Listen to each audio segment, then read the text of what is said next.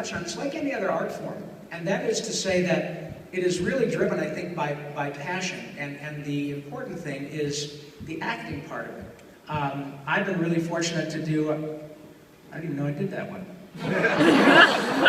Somebody owes me some money, that's great. I think the important thing to remember, like any other artistic endeavor, is it's not just about, you know, the sort of parlor trick and the funny voice. And I'm not saying that for sort of self-aggrandizement. I'm doing my gig, I've been doing it a long time. But all of the people whom you would like, Billy West, Maurice LaMarche, Frank Welker, Peter Cullen, Tress MacNeille, Nancy Cartwright, you know, all those people, virtually every one of us has a performance background. That is to say, live music, stand-up, improv, all of that. So it really is about the acting part. And I can't tell you how many CDs I get from people saying, "Hey, Mr. Paulsen, would you please listen to my CD, because I do a killer SpongeBob." And that's great. But Tom Kenny, who does SpongeBob, the last I checked, is still breathing. And he's not going to give up that gig without a fight. So, for those of you who are interested, I would suggest, and I spoke to my young friend earlier here about this very thing, I would suggest that you do things that get you in situations like this where you're allowed to perform in front of folks, whether you perform in church, whether you perform improv groups. There have to be improv groups in Denver. Right? Yeah. That is really, really, really good training for what we do. Because when you go into the studio, you know, we're all regulars on certain shows, but often the producer will throw you a curve and say, "Here, Rob, you be the talking monkey with a bubble on his head," or something like that. And of course, all the chemical inducement notwithstanding from 25 years ago that kicks in just at the right time. That's a joke, Judy. She knows my family. Of course, for you, hell, you're a hippie, Tom. You don't care, Chico. Yeah. I always say when I come in, I say, "Hi, Denver," or "Hi, Denver." Hi, comma, Denver? Question. Yeah! Woo! So yeah, improv is fantastic, and if you do live theater, great training, because you know, Sarah was saying such really lovely things, and I hear that quite a bit, and I often find that the characters that me and my really gifted friends get to do often have a much deeper connection with people way, way, way over and above action figures and money and ratings, all of which, of course, it is called show business, and we need to make a living. But I met Joe and his family tonight, and it was such a joy to meet the three of them, and you could tell the connection to the characters that I did, irrespective of all the ones that all the other people do. It was very important, and consequently then it's important to me, and that is not an accident, and it's not as a result of just sort of saying, you know, I make a funny voice. It really is about giving a soul to that. The really coolest thing about this, and for those of you who are actors who want to pursue this, is that one day you will do your gig, and one day you will meet somebody 20 years down the road who will come up to you and say, "Man, I'm telling you what, if it weren't for Pinky in the Brain, my mother, the only thing that got her through her chemo treatments was Pinky in the Brain." Now, that is an incalculable gift for me, right? So, if you're lucky enough to do something like that, that has a really powerful connection vis-a-vis your artwork and something that you would do for free anyway, then go for it. And I also told this young man earlier, it really isn't about, you know, it's nice to make money doing something about which you're passionate. But if you aren't, that doesn't mean that you still can't be passionate to go and play your clarinet or you know, act or do improv or whatever you want that satisfies your soul. And you also have the benefit of having YouTube now, man. You've got this free platform to put your stuff out there where millions of people can see your stuff right now. And whether they like it or not really is kind of immaterial. It's an opportunity for you to share your gift, right? So go for it. Anyway, that's my little proselytizing about voice acting sort of thing. I think probably because we have limited time and we've got other really fabulous speakers here, which presumes that I'm calling myself really fabulous. I didn't mean it that way. We've got really fabulous speakers and me. So I would like to take this opportunity to open the floor up to any questions, because that would really be questions of, okay, you. I don't see you, but that's never stopped me before. This beautiful lady in here has on the red t-shirt. You have a question, sweetie?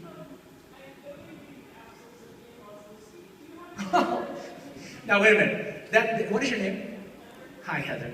Heather, God bless her. She, Sarah put this together. What the hell's the matter with you, Sarah? Where's Ian Wazalewski? Sarah busts her button. You're so sweet. The first thing she says, I noticed the absence of Ian Wazalewski. Maybe it's just me. Be careful walking your car, baby.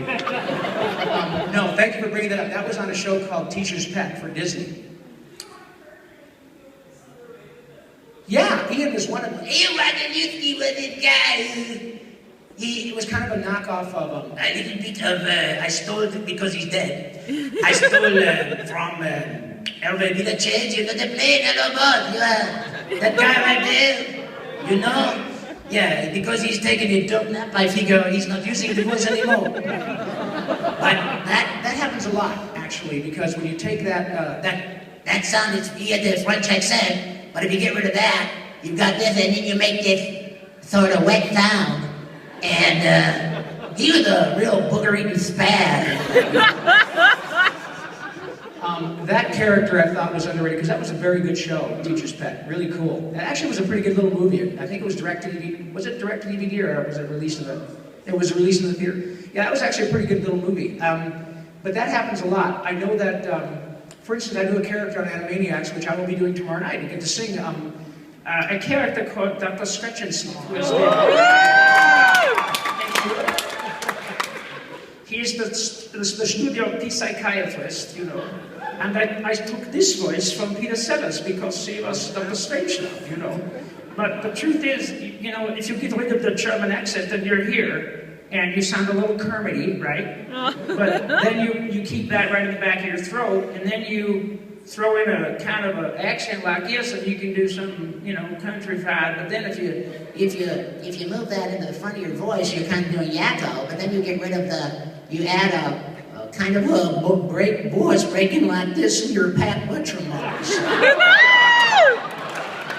And I have for those of you who don't remember, I know those of you who are the TV Land generation, if you watch Green Acres, he was Mr. Haney, right? And he spoke like that in real life. That was the coolest thing, because he really did sound like that. He was Gene Autry's sidekick, I think, years ago. And I met him, oh my God, he was probably in his 80s when I met him at a studio in LA 20 years ago. And he was a vaudeville guy, and he had all of his jokes still right here. And I said, Mr. Buttram. I was actually doing a show called The Fox and the Hounds for Disney, in which I ripped him off from the original because he didn't want to do it. And I figured I'd do it, and they hired me, and I saw him in the lobby, and I said, oh my God, Mr. Buttram, it's such a pleasure to meet you. I have to tell you, I've stolen your voice on more than one occasion. He said, oh, that's all right, son. I ain't using it much no more. And then I said, I just wanted to keep talking to this TV icon. Right? Cool to meet this guy. I said, how are you? How you doing? Without missing a beat. Man, I'm great. I just met me a $5 hooker who validates. Great line. Man, that was great, baby. Now, if you could punch my ticket, I'll get the truck out the garage and go home and shower with Purell. But, thank you for bringing up Ian Wazalewski. I think another one that I really like a lot is, oh, you're laughing. What did I do? Oh, there I am. I don't know where the pointer is with this, but what, honey? On the side? Thank you. This is my lovely assistant, Sarah. Hi, Sarah. What's it right in here? The green button. Oh. Jesus God, it's a good thing I don't have my hand on the button for the nuclear warhead. There we are. Where did I go? Up top. Top. Oh yeah, this guy right here. That's Carl Weezer from Jimmy Neutron Boy G. I think he's a really good character. And he says, I don't really get a lot of chicks. I take that back. I get a lot of baby chickens. It's weird. I do get a lot of phone numbers, so there's that. From the chicken. So anyway, yeah, thank you. Anybody else have a question about it? All the way Yes, back. ma'am.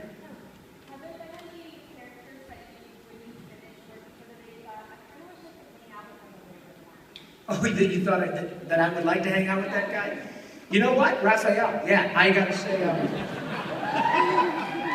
yeah, this guy.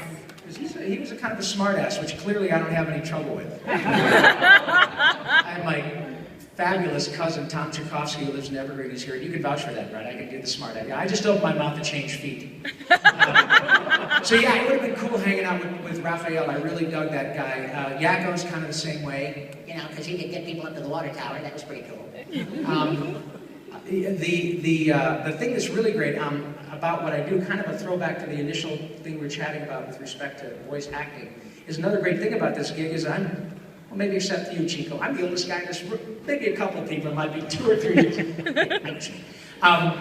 But whenever I go to work, I'm virtually the oldest guy around. And what's really cool is that nobody cares about that. I did Raphael for, 8 or 9 years, and I have to thank, please, all of you in your 30s, please thank your parents for buying action figures, because my kids' teeth are straight today. As a result of your parents' generosity. But what's really great about this thing is that nobody cares that I'm a middle-aged white guy. Ninja Turtles is back on the air on Nickelodeon, and it's really good. Because the people who are making it are 35 or 40. They grew up, they're turtle fanatics. But I'm now Donatello. I get to be another turtle 25 years later, and nobody cares about this, right? About my hair is white. So that's another cool thing about not having to fit the suit. But yeah, those characters are a couple that I probably would have liked to hang out with. How about you? Is there anyone that you would particularly like to hang out with? Just so you can, kind of tell me. Hello, nerds.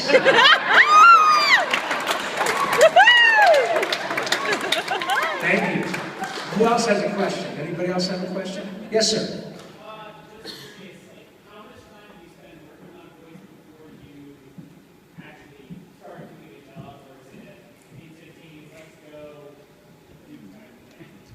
Yes. It's both. If I'm a regular on a show and it's a big casting issue, then we generally have a couple of callbacks. Once you get the job, you then get, they call it a Bible, a story Bible of the, they have maybe 26 or however many episodes mapped out. They kind of give you synopses of all the episodes and how the characters interact with one another. Pardon me, but often I'll go do a show and I'll be a guest on the show, like Penguins of Madagascar or whatever, and they'll just throw and say, okay, Rob, today you're this guy, or you've got this, what have you got? And that's where the improv stuff really helps, because what you don't want to do is get that opportunity, and at the beginning, of course, they're few and far between, because the competition, as it is in any part of the show, or really anything that you want to do, it's competitive, but it should be. And so when you get those opportunities, you don't want to freeze and go, oh my God, I don't know what to do with that. You want to say, sure, I got something. And often what happens is I'll get an opportunity to do something, and they'll say, we see this character as kind of a Don Knotts sort of weird Barney Fife thing, on acid, or... and I say, well, it's also, there's a huge honor among thieves between voice actors. It's a very loyal group of people, and I have to tell you guys, if all the people that I've had, by the way, I have a podcast that you guys will listen to. It's free, it's great, and you will love it. Everybody, Mark Hamill, who is best known for the Joker as he was for Saving the Universe, right? But all these actors have been on it. It's called Talkin' Tunes, TALKINTOONS. It's free, it's on iTunes. Listen to it, it's really great. And all the people whom you'll hear are the nicest, most unpretentious, incredibly gifted people. And they'll say, the guy for this is, you don't want me, you want Rob Paulsen. So I'll do the same thing. I'll say, I do a bad impression of Jeff Bennett doing a great impression of Barney Fife.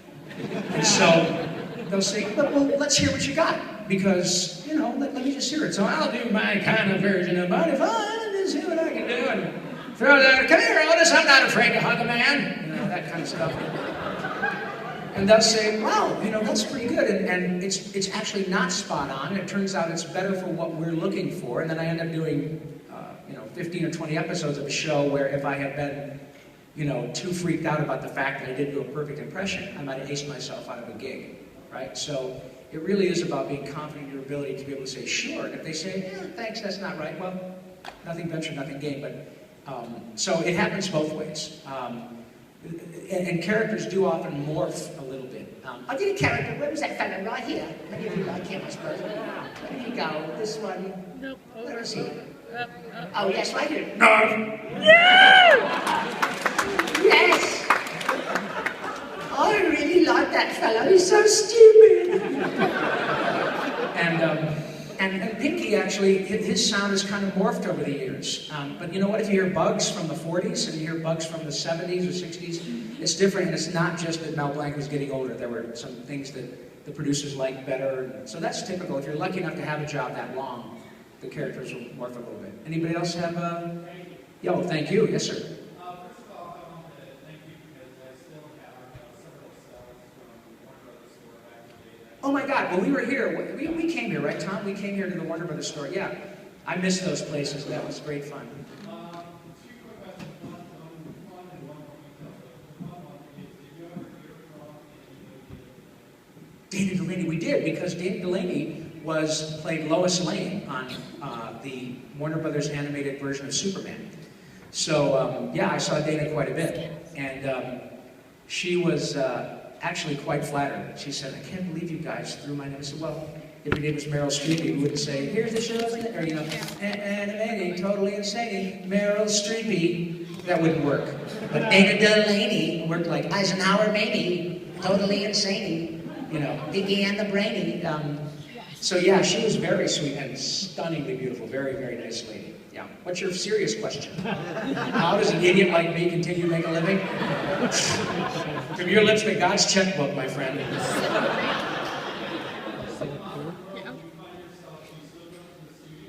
Oh yeah. Oh no. I don't really have a home studio. I have a home facility, but man, I've gotten gigs out of, pull up my car under a tree and they'll say, "Hey, Disney wants to hear you read this thing," and I'm kind of running out of time, and I take my iPad and plug in my little handheld mic, pull over, and I do the gig, and find a Starbucks, pull in front, use the Wi-Fi, and send it. It's crazy. Yeah. But as far as work goes, no, we all go to studios. If I were a promo guy, I'm an actor, so if I were a guy that just did commercials or promos, I think a lot of folks do that from their homes and have fancy studios that make the product as air ready from their home. It certainly is doable. But for those of us who are primarily actors, and I still do a lot of singing, so I always go to the studios, and I prefer it. It's so, oh my God, if you could really hang out with these people and you go get paid to be with people that you would choose to spend your free time with, you don't want to not be there. It's a pretty miraculous way to make a living. It's, with all due respect to Lou Gehrig, I think I'm the luckiest man on the face of the earth. Does anybody else have a question? Any more? Got one back. Oh, hi. Hi. The theme song to Pinky and the Brain says one is the genius and the other is insane, and yet it has Pinky as top billing. Have you ever given much thought to maybe Pinky really being the genius and Maurice's brain being the insane? Well, I think we all know the answer to that, don't we?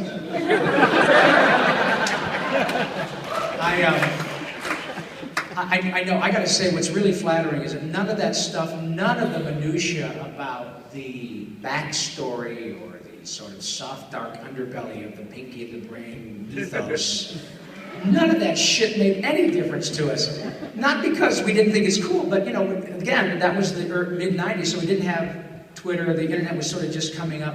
Well now, all these people who've grown up watching it put all this backstory into it, which is fabulous. And I have to tell you that, well, new shows aren't being made, but the very fact that a top-tier orchestra in the United States, in the world, frankly, came to us and said, "Hey, we would really love to do this show because the Animaniacs music is fantastic." That was 20 years ago. That speaks really highly of the quality of the show and the fact that it did not condescend to the audience and was clearly written on a couple of different levels. So we were too stupid to see that. Really, everybody else is going, when he said this, I think what he really meant was this, because if you look at the Knights Templar,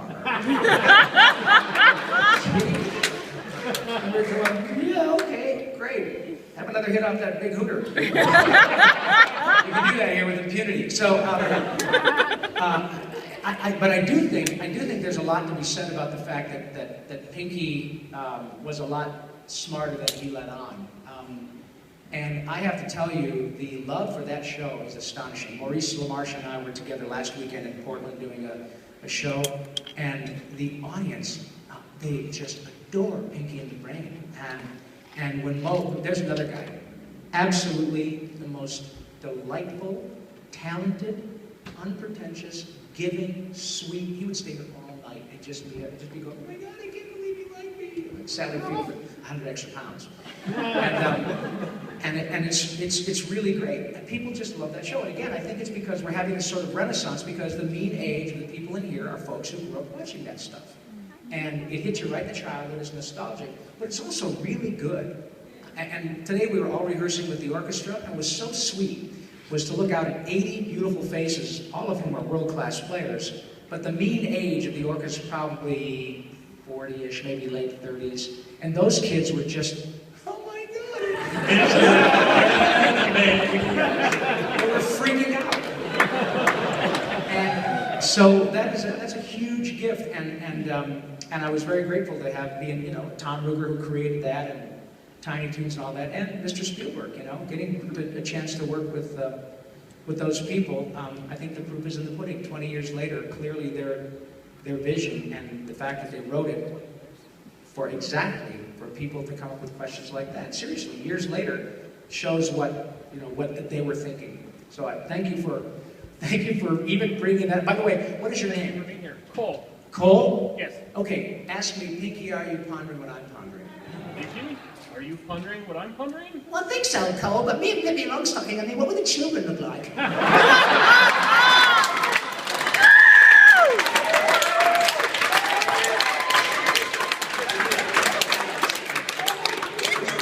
Okay, we have one more question. Yes, ma'am.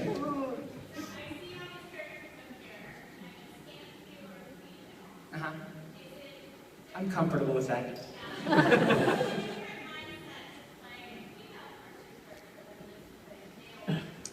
Only certain times of the month.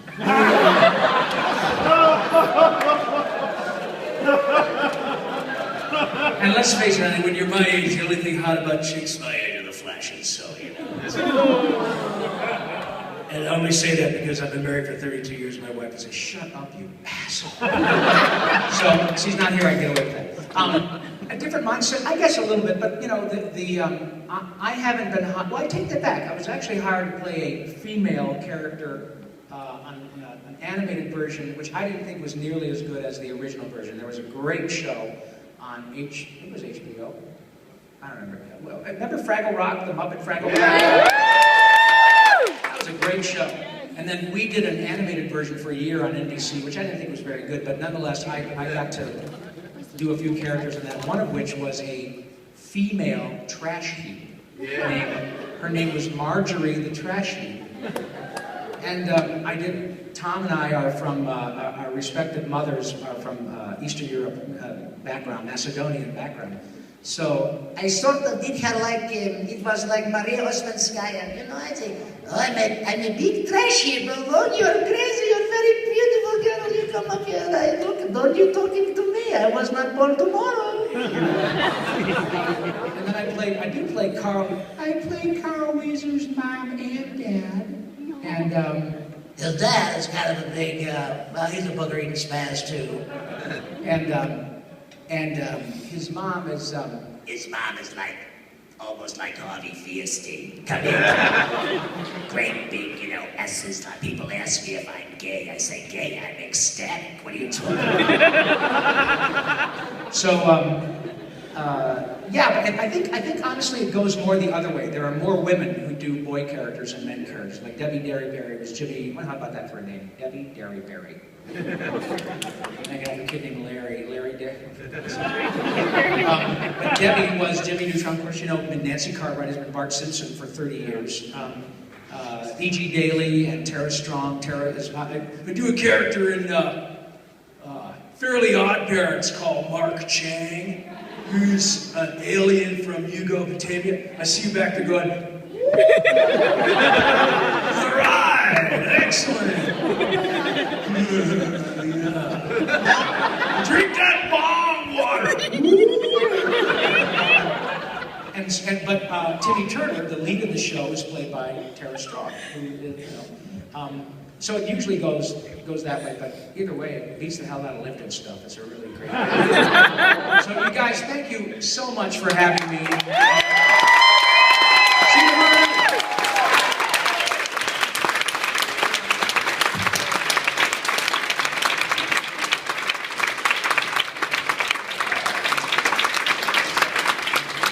Is anyone else like shell shocked?